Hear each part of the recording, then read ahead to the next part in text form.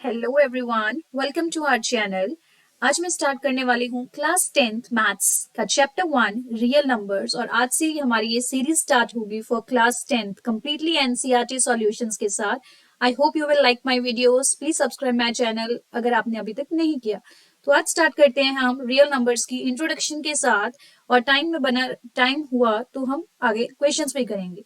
So let's start with the first chapter, properties of real numbers. अगर हम real numbers की बात करें, रियल नंबर्स से पहले आपने 9th क्लास में पढ़ा होगा कि नंबर सिस्टम में क्या क्या होता है। नेचुरल नंबर्स आते हैं, वेट अ मिनट, हमारे पास नंबर सिस्टम में आते हैं नेचुरल नंबर्स, होल नंबर्स, फिर इंटीजर्स, फिर rational numbers, then rational plus अगर आप इरेशनल की बात करो that will form the real numbers, right. तो हमारे पास रियल लाइन बनती है, दैट इज रियल नंबर्स में क्या आ जाते हैं, all the rationals and irrationals combined to form the real numbers which is a real line, which is a number line that varies from minus infinity to plus infinity. All right, ये थे हमारे real numbers. और real numbers के बारे में आज हम करने वाले हैं कुछ प्रॉपर्टीज, कुछ theorems, like Euclid division lemma हो गया, फंडामेंटल थ्योरम ऑफ अर्थमेटिक होगी, यूक्लिड डिवीजन एल्गोरिथम होगी। चाहे ये चीज आपके सिलेबस में नहीं है, Euclid division lemma, Euclid division algorithm आपके सिलेबस में नहीं है एक्सरसाइज, बट स्टिल हम इसके बारे में थोड़ी इंफॉर्मेशन लेंगे जरूर, क्योंकि ये आपकी फर्दर स्टडीज में काम आने वाली है। हम इसके रिलेटेड क्वेश्चंस तो नहीं करेंगे, बट मैं आपको ये एक्सप्लेन करूंगी कि what does it mean and what does it mean, कि क्या है ये सब। ओके, सबसे पहले आता है हमारे पास Euclid division lemma. Euclid division lemma क्या कहता है, given positive integers a and b, there exist unique integers q and r satisfying a is equals to bq plus r and where r varies from 0 to b। इसका मतलब क्या हुआ कि जब भी आपके पास दो पॉजिटिव इंटीजर्स हों a और b, आप जब उनको डिवाइड करो तो हमारे पास दो नंबर्स को डिवाइड करते हैं तो हमारे पास एक यूनिक रिमाइंडर और क्वेश्चन आता है, यूनिक क्वेश्चन और यूनिक रिमाइंडर आता है, जिसको हम q और r बोलते हैं। और जो r की वैल्यू होती है वो हमेशा आपकी b से कम होती है और 0 से बड़ी हो सकती है। 0 हो सकती है r की वैल्यू, या 0 हो सकती है या 0 से बड़ी होगी, या फिर b होगी, या फिर b से छोटी होगी। इसीलिए यूक्लिड डिवीजन लेमा में हमने ये फाइंड आउट किया कि हर दो नंबर्स के लिए, हर दो पॉजिटिव इंटीजर्स के लिए हमारे पास unique quotient and unique remainder आएगा जो इस इक्वेशन को सेटिस्फाई करेगा। बस आपने ये याद रखना है। फिर यूक्लिड डिवीजन लेमा से हमारे पास बनती है डिवीजन एल्गोरिथम। अब डिवीजन एल्गोरिथम क्या कहती है, इसमें हमने ये एल्गोरिथम को इसीलिए बनाया गया ताकि हम HCF फाइंड कर सकें। आपने दो मेथड्स पढ़े होंगे, division method and prime factorization method, lower classes में HCF फाइंड करने के लिए, बट यूक्लिड डिवीजन एल्गोरिथम से भी आप फाइंड आउट कर सकते हो HCF। फॉर एग्जाम्पल, हमारे पास दो नंबर्स हैं, दो पॉजिटिव इंटीजर्स हैं a और b, और माना a ग्रेटर है b से, तो उसका अगर हमने यूक्लिड डिवीजन एल्गोरिथम लगा के फाइंड आउट करना हो HCF तो क्या होगा। सबसे पहले लेमा लगाएंगे हम। लेमा होता है कि उसका छोटा part, like the basic part. Lemma कहता है कि दो नंबर्स हैं, उनको जब डिवाइड किया जाता है तो हमारे पास a is equal to b q plus r वाली इक्वेशन बनती है, और r वेरी करता है 0 से लेके b तक। सबसे पहले हमने लगाया लेमा। लेमा के अकॉर्डिंग हमारे पास आया a is equals to b q plus r, और यहाँ हमने रखा r वेरी कर रहा है 0 से b, लेकिन यहाँ r is not equal to b, r b के इक्वल नहीं ले रहे हो, राइट। फिर उसके बाद आता है r के केसेस। अब r जो है अगर वो 0 हो जाता है, अगर हमारा रिमाइंडर 0 हो जाता है तो आपका HCF बन जाएगा b। अगर आपका रिमाइंडर 0 नहीं बनता, उस केस में आप फिर से लेमा लगाओगे।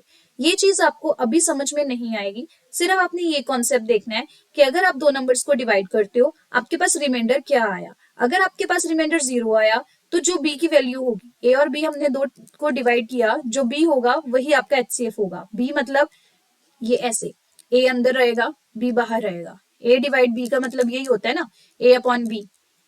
b बाहर रहेगा, a अंदर रहेगा। जब आपने दो इंटीजर्स को डिवाइड किया, अगर तो रिमाइंडर 0 आ गया तो HCF b होगा। अगर रिमाइंडर आपका नॉन जीरो आया, उस केस में आप क्या करोगे, फिर से लेमा लगाओगे, फिर से उनको डिवाइड करोगे, किस किस को, बी को और रिमाइंडर को। जो रिमाइंडर आया उसको, और अब बी को आप डिवाइड करोगे, वहां से हमारे पास एक नया क्वोशिएंट आया और नया रिमाइंडर आया। नया रिमाइंडर आया R1, नया क्वोशिएंट आया B1।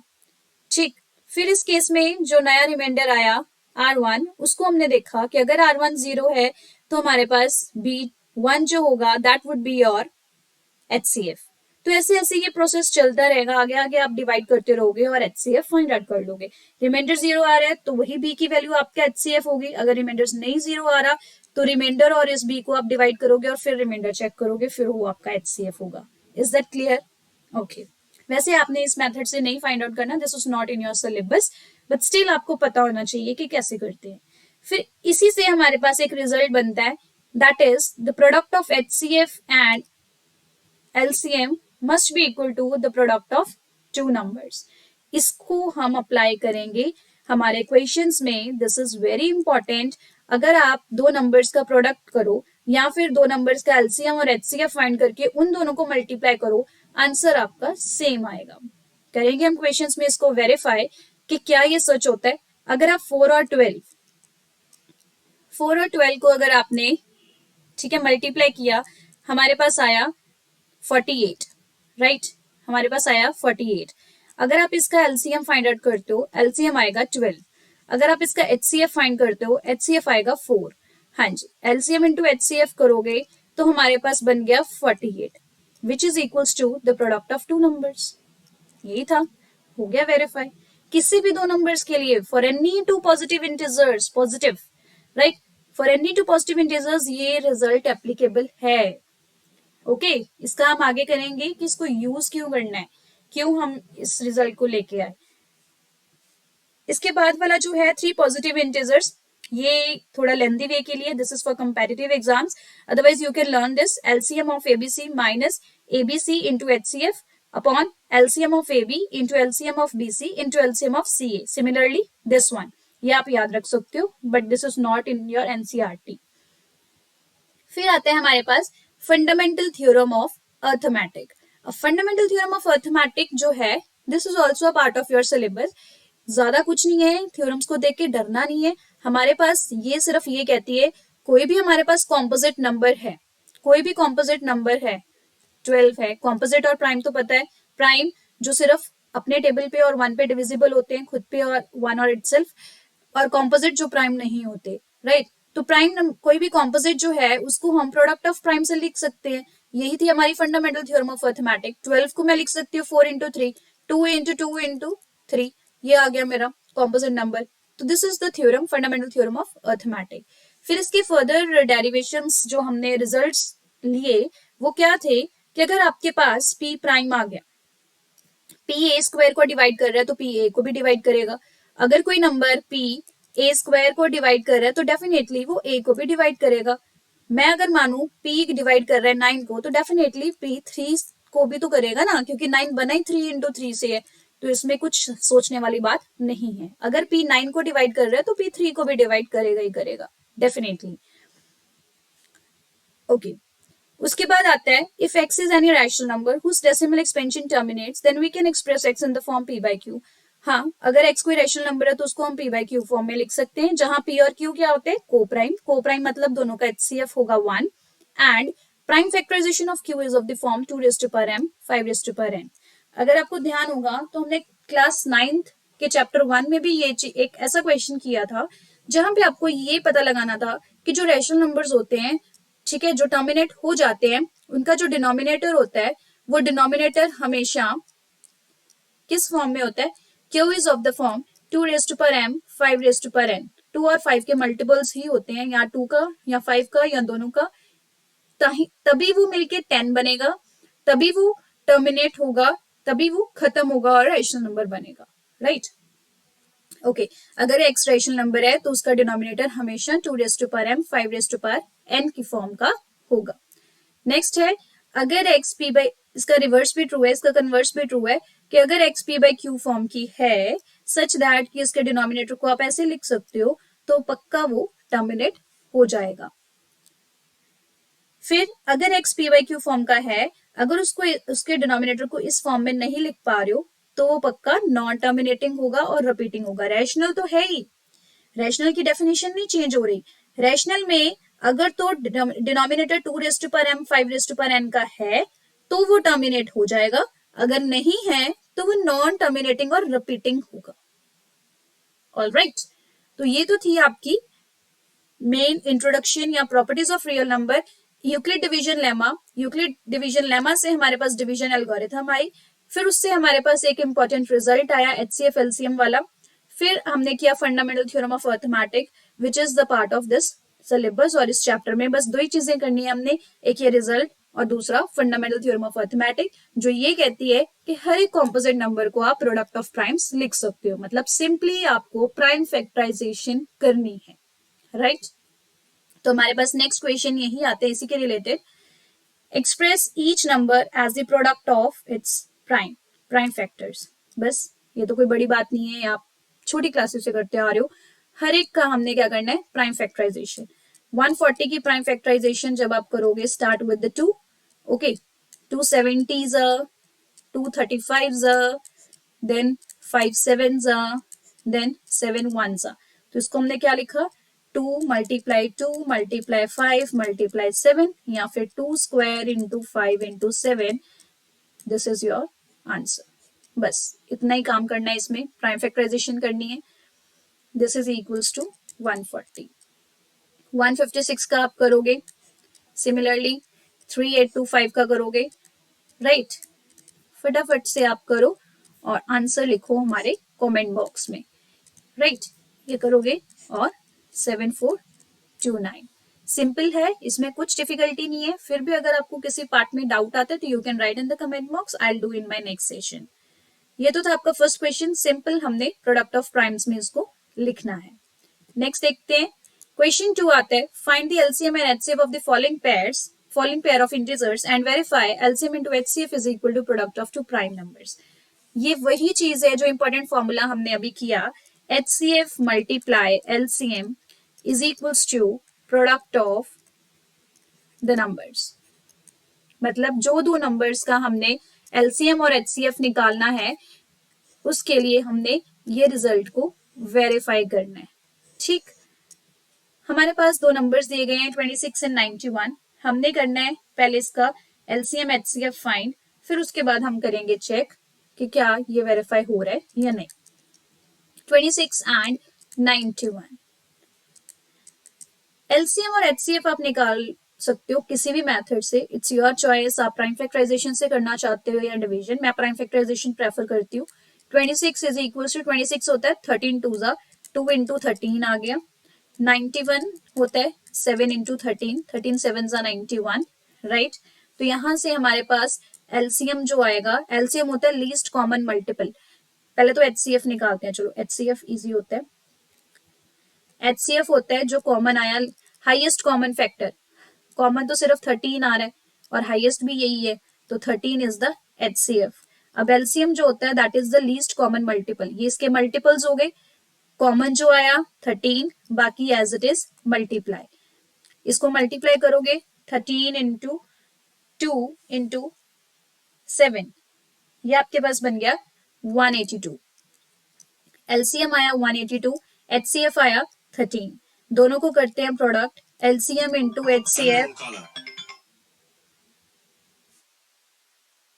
LCM into HCF is equals to, जब आप इसको मल्टीप्लाई करोगे that would be equal to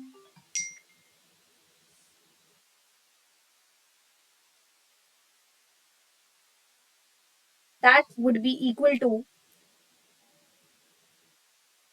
2366, 13 multiply 182, this is 2366। Similarly आपने प्रोडक्ट किया, प्रोडक्ट ऑफ टू नंबर्स जब आप चेक करोगे that would be equal to, product would be equal to 26 multiply 91, वो भी क्या आएगा आपका 2366। दोनों क्या आए सेम, हैंस वेरीफाइड। राइट, ये था आपका चेक करना कि कैसे हम LCM और HCF के साथ इसको वेरीफाई कर सकते हैं। एक और पार्ट करते हैं, नेक्स्ट पार्ट है 510। and 92, 5, 10 and 92 same. बस आपको इसकी प्राइम फैक्टराइजेशन करनी चाहिए, आनी चाहिए, इसीलिए लास्ट क्वेश्चन में आपको प्राइम फैक्टराइजेशन की रिवीजन कराएगी। अब 5, 10 को हम क्या लिख सकते हैं, ये होता है 2 इंटू 3 इंटू 17 इंटू 5, और 92 होता है 2 इंटू 2 इंटू 23, राइट। जब आपको इसका HCF निकालना है, HCF में क्या कॉमन आ रहा है, 2 कॉमन आ रहा है, और सॉरी 3 तो नहीं आ रहा, दिस इज 23, 2 ही कॉमन आ रहा है, इसके अलावा कुछ और तो कॉमन नहीं आ रहा, तो highest common factor is 2।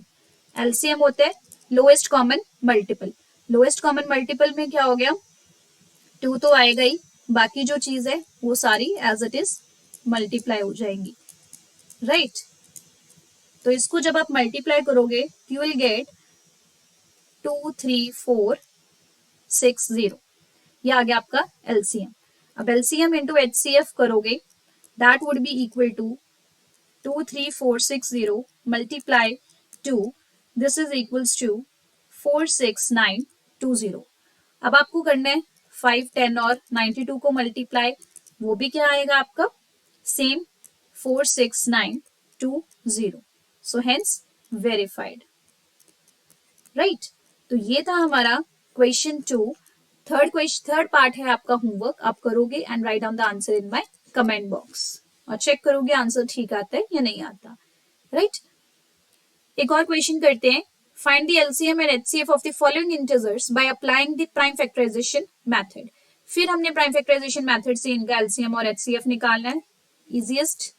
First करते हैं 12, 15, 21।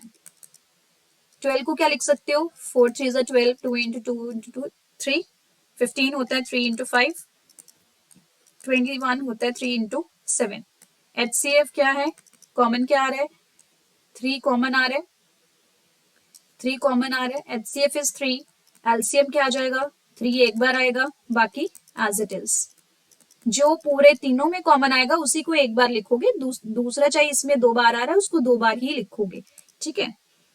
तो वी गॉट आंसर 420, एलसीएम आ गया 420 और HCF आ गया 3।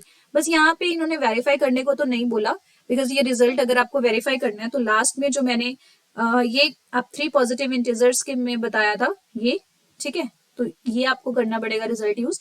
यहाँ पे सिर्फ उन्होंने एलसीएम और HCF फाइंड आउट करने के लिए कहा, तो that we have done here. Second करते हैं, इसका भी आप थर्ड पार्ट खुद करोगे। सेकंड है 17, 23, 29। अब इसमें देखो तीनों ही क्या है प्राइम, यहाँ 17 आ जाएगा, यहाँ 23 आ जाएगा, 29 आ जाएगा। अगर प्राइम है तो HCF क्या आएगा, HCF 0 नहीं होता, कम से कम 1 तो है ना, 1 तो है ना यहाँ पे कॉमन, तो HCF क्या आएगा 1, राइट। एलसीएम क्या आ जाएगा, एलसीएम तीनों को मल्टीप्लाई करके आ जाएगा, बस। तो वो हुआ आपका answer 11339। So this is your answer. ये मैंने पार्ट इसीलिए कराया कि जिसमें कुछ कॉमन नहीं आ रहा, मतलब 1 तो है ही common factor, because HCF is the highest common factor, 1 तो आ ही रहा है ना, 1 तो सबके टेबल में 1 चला जाता है, तो HCF is 1। So this is your question 3। वैसे तो इस एक्सरसाइज में हमारे पास 7 to 8 क्वेश्चन हैं, बट आज हम अपने सेशन में इतना ही करेंगे, बिकॉज और ज्यादा किया तो विल गेट कंफ्यूज। इतना ही आप करो, जो मैंने क्वेश्चंस अभी तक नहीं किए, जो पार्ट्स रहते हैं उसको ट्राई करो। फिर भी आपको कोई प्रॉब्लम आती है तो you can rewatch my video and please share it with your friends and please subscribe my channel if you have not done till now. Thank you so much. That's it for today.